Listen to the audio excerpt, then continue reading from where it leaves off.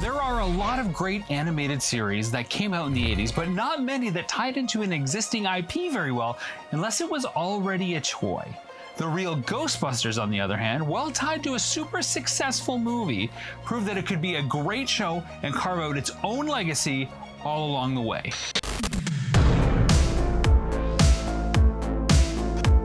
My name is James Eatock, and I am, for want of a better word, an animation historian when it comes to 1980s cartoons, from the episodes to those that worked on them.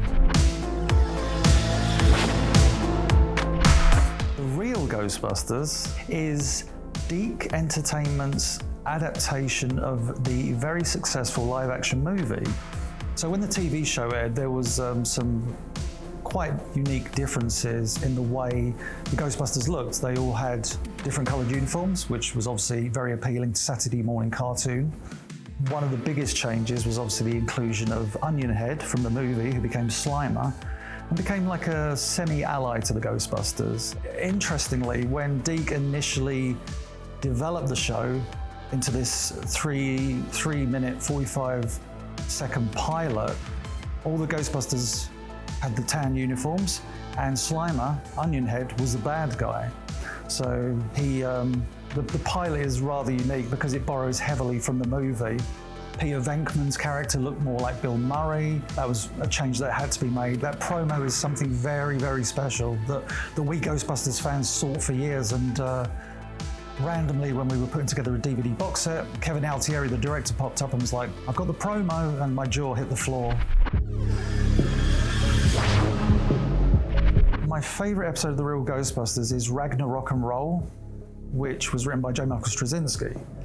And it's one of those episodes, and it sounds like a bit of a cliche, it's an end of the world episode. This young man who is kind of like oddly designed, slightly Elvis-like, so Frank Welker gives him like an Elvis kind of voice. And in the episode, this man has been hurt, he's been spurned by his partner, and he proposed to her, she refused. And the episode focuses on his revenge is like, going to destroy the world. And he acquires this magical flute, and it all sounds very Saturday morning cartoon. But the tension, you've got these two characters, Jeremy and Cindy, who are the love interest, and they're so well defined in the space of like 10 minutes of this episode. You know exactly who they are, and the stakes build up to the point where the Ghostbusters confront Jeremy on top of this building, and it's the end of the world stakes, and the Ghostbusters decide, kind of like crossing the streams, well, what we can do is set our proton packs on maximum overload, so they will explode and destroy everything within a mile radius. There's only one way.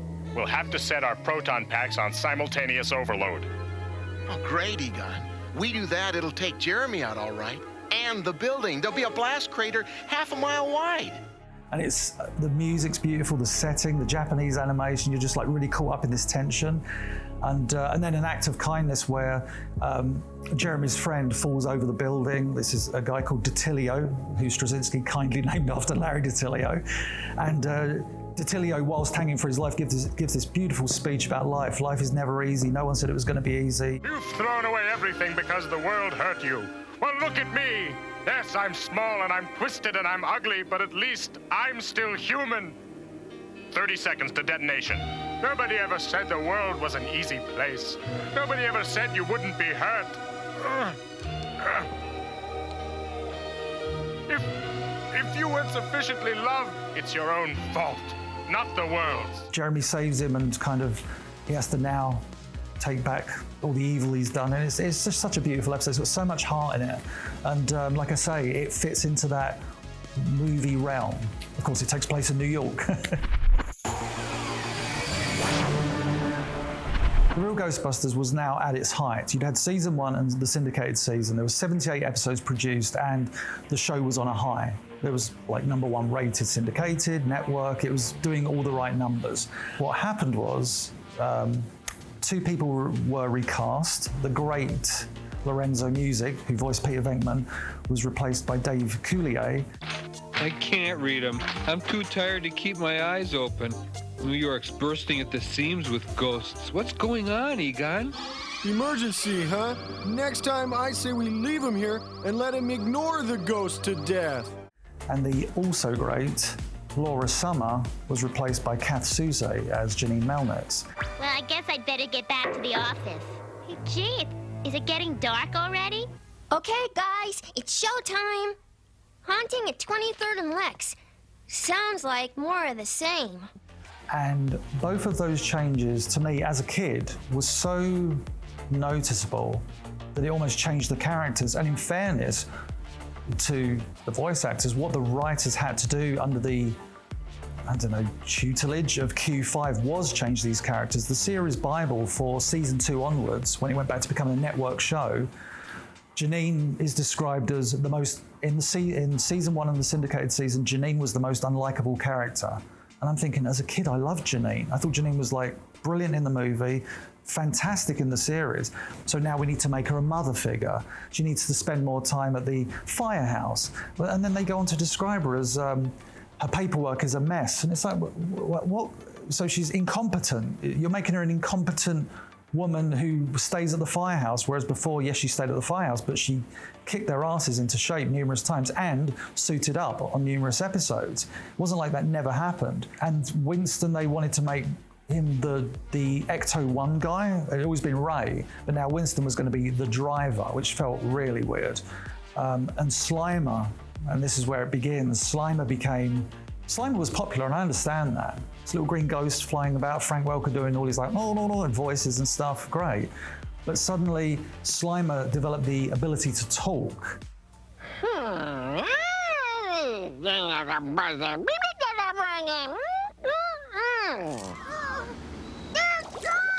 Take it easy, Slimer. We'll get him back.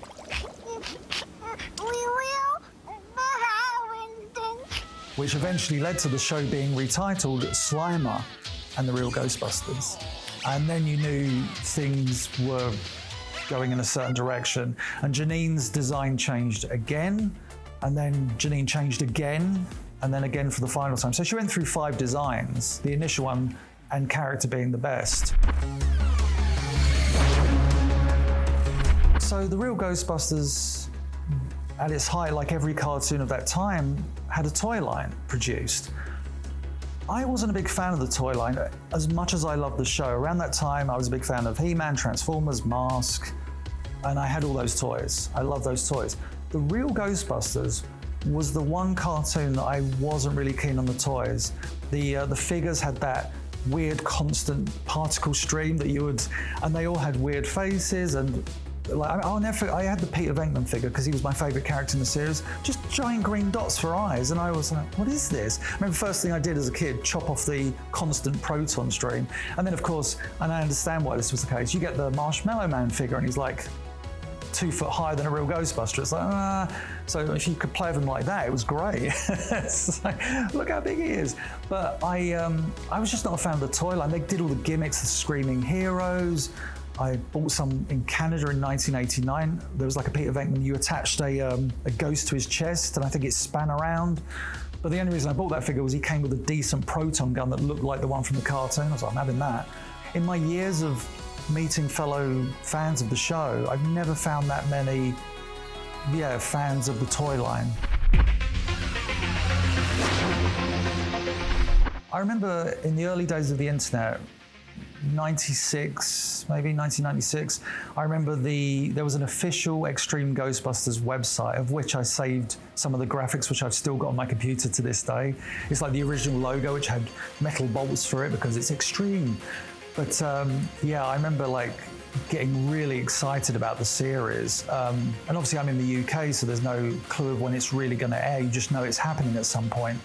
And then the show aired on Children's ITV, where the original Real Ghostbusters show had aired, and there was just something missing from it. I thought they did a good job in introducing a new group of Ghostbusters, and the fact that Egon was a mentor and Janine was still around. I like those aspects. Didn't like the inclusion of Slimer still. It's almost like they tried to make him cute, and again, that sidekick role. But I did like the fact that Egon was now an elder Ghostbuster and very much the mentor figure that they needed, and Janine was for all of Egon's advice, Janine could give that personal advice. I did like the new characters. I like the goth girl whose name escapes me, but she was very good. But it was a show I watched initially, but kind of drifted away from very quickly. I remember in the late 90s, they released on VHS the 2-part Back in the Saddle episode where they brought back the Real Ghostbusters. And that was nice in the sense of they brought back the voice actors, but it just missed the mark for me because it wasn't the voice actors. You know, there was no Lorenzo Music as Peter Venkman, and there was no Laura Summer as Janine Melnitz, and there was no Arsenio Hall, because at that point the man had a talk show, and I don't think he was going back to do TV animation anytime soon. So when it comes to the Real Ghostbusters, I will die on a hill and tell people to this day that it's the best written cartoon show of the 1980s. I just think it stands the test of time. It was written by people that were clearly in love with the movie. They wanted to do things that hadn't been done before in Saturday morning cartoons. But those initial 78 episodes are probably, in terms of writing, the best thing you're going to see in the 1980s. Visually, the Real Ghostbusters can be a bit haphazard because it was shipped out to Japan and Korea, and so like end results can be a bit differing. But for the most part, it's probably the best cartoon of the 1980s, says someone who loves He-Man and She-Ra.